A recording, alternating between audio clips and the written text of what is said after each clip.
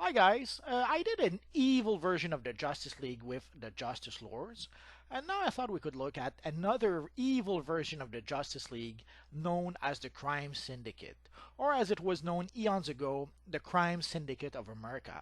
There are various versions of the Crime Syndicate, there's various incarnations of those characters, so let's look at those. Let us start with Owlman, essentially the evil version of Batman from Earth 3. Essentially, he had pretty much the same color scheme and a similar costume to Batman, but the distinction was that he had this owl-like helmet. It was almost at the time a cross between Hawkman and Batman when you think about it, in terms of his look.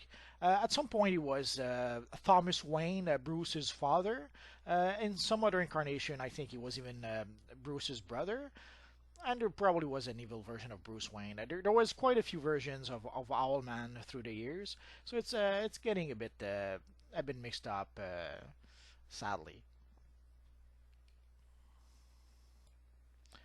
Then with Crisis on Infinite Earth, the original incarnation of the Crime Syndicate pretty much disappeared, and and the I think it was mid 90s. Grant Morrison came up with a new version of the Crime Syndicate of America, or I think they were just called the Crime Syndicate at the time. And I had a hard time trying to recreate the headpiece of that version. Essentially, there's a nice headpiece on the villain side that would actually work, one of the Parademon headpieces. But sadly, Magneto being a hero, I didn't have access to that style. So this is about as close to the Grant Morrison Owlman as I could get, sadly.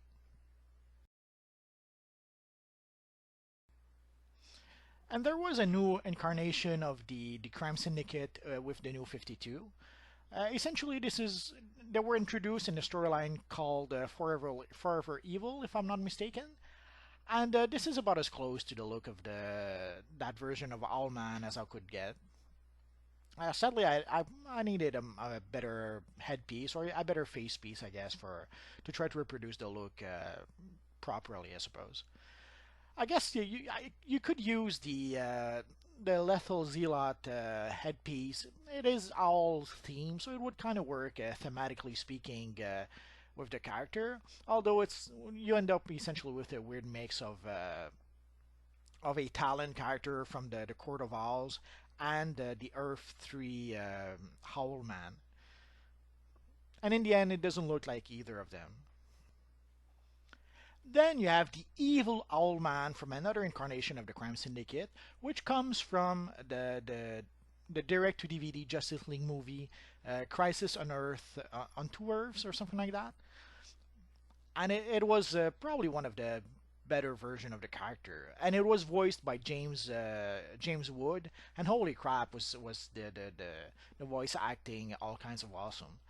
This was a really nice incarnation of the character.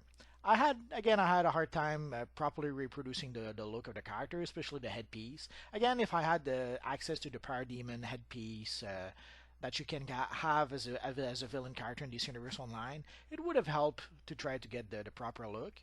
But sometimes you work with what you have, sadly. And here you have the evil Ultraman, which is the evil version of Superman. Essentially, he has a long blue suit, and he has the big U on his chest to differentiate him as Ultraman. And as you can see for the hands, in order to try to mimic or to fake the fact that his hands were not covered with gloves, essentially I cheated and I gave him the wizardry gloves and I colored them skin colors. Essentially, if you're looking, there aren't that many pieces or chest that actually allows you to see the hands of your character. So one workaround for that is to use some small gloves like the wizard gloves to get around that. So you can see essentially it's pretty much the same look as Superman minus the red shorts.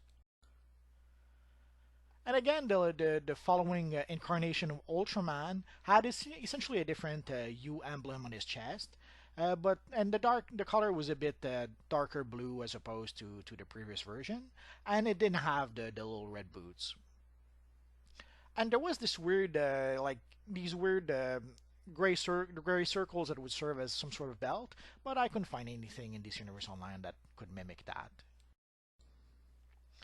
Then we had the latest version from Forever Evil, which was essentially a similar look to the new 52 Superman.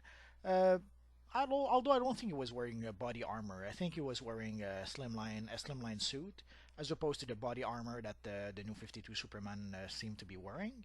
But other than that, they had fairly similar looks. And then we have the look of the animated movie Crisis on Two Earths. I gave it some pads to try to recreate the look of the animated version. Although the character didn't really have shoulder pads, it had a weird look that gave him like some sort of square shoulders. I thought those shoulder pads could maybe do the trick. But of all the incarnation, this is the one that looks pretty different compared to the rest. And then we have Johnny Quick, essentially the counterpart in the Crime Syndicate of the Flash. I was able to get something fairly similar to the look that Johnny Quick had in the comics. Uh, Although from incarnation to incarnation, you will see that there wasn't that big of a difference for the look of Johnny Quick. Sometimes it would just tweak the costume a tiny bit.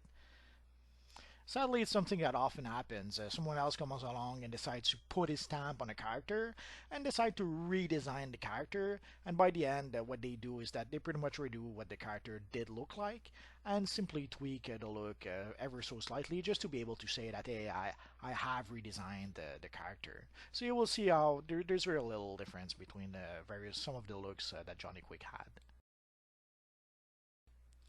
So essentially, when they redesigned Johnny Quick, they kept pretty much a similar look, but they got rid of the yellow gloves and they gave him some sort of weird helmet. Although it doesn't really look like that, this is as close as I could get with the various styles that we get in this universe online.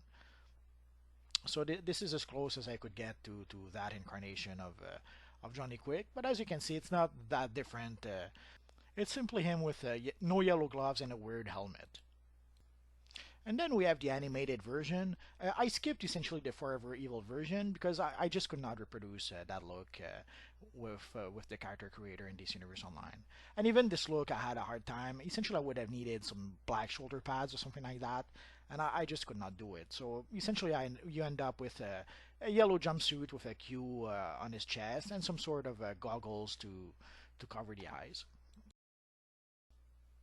And again, with Power Ring, which is the equivalent of Green Lantern, you will see that there's very difference between certain looks of the character. Essentially, you have one version where he has yellow gloves and white gloves and white boots, and there's another version where he only has the white gloves and doesn't have the white boots. So essentially, there's a few incarnation where the difference between each version was so minimal that you have to wonder why even bother redesigning him. Just use the previous version. The Grant Morrison one was a bit had been redesigned a bit. I had a hard time trying to recreate it because essentially the design is a bit asymmetrical. Essentially, the emblem would have to be like on his left chest, and I just obviously I just couldn't do that, and there was no styles I could find that could really mimic the actual style.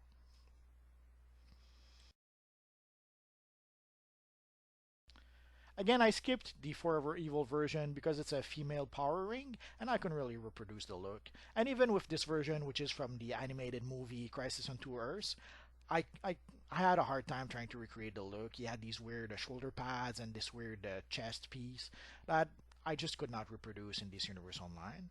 So I came as close as I could, which is not very close at all.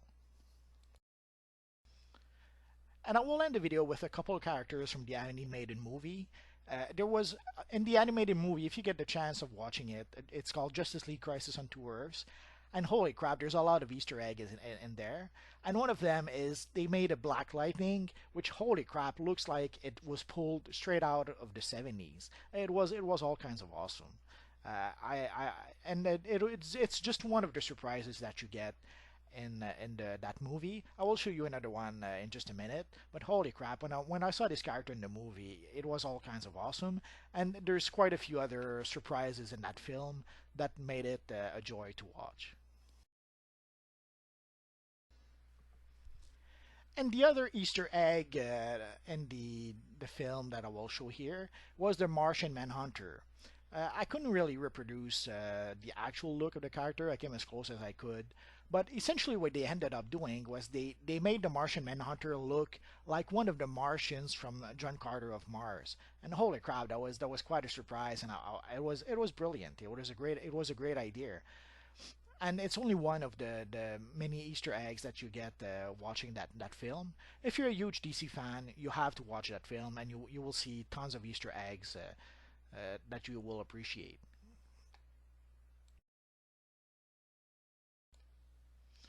So this is it for our recreation of the Crime Syndicate of America. I was a bit surprised to see how it was much harder than I expected to recreate some of them. Although the classic version were fairly easy to recreate, but the more we went in time, and the more difficult it was to try and find the correct pieces of gear to be able to recreate properly the characters. I guess maybe as DC Universe Online keeps on adding new gear to the game, maybe at some point we will be able to recreate a better incarnation of the latest version of Owlman, or a better version of Power Ring, or Johnny Quick. I guess we're gonna have to wait and see. So that's pretty much it for now, guys. So thanks for watching, and hopefully I'll see you guys next time. Bye bye.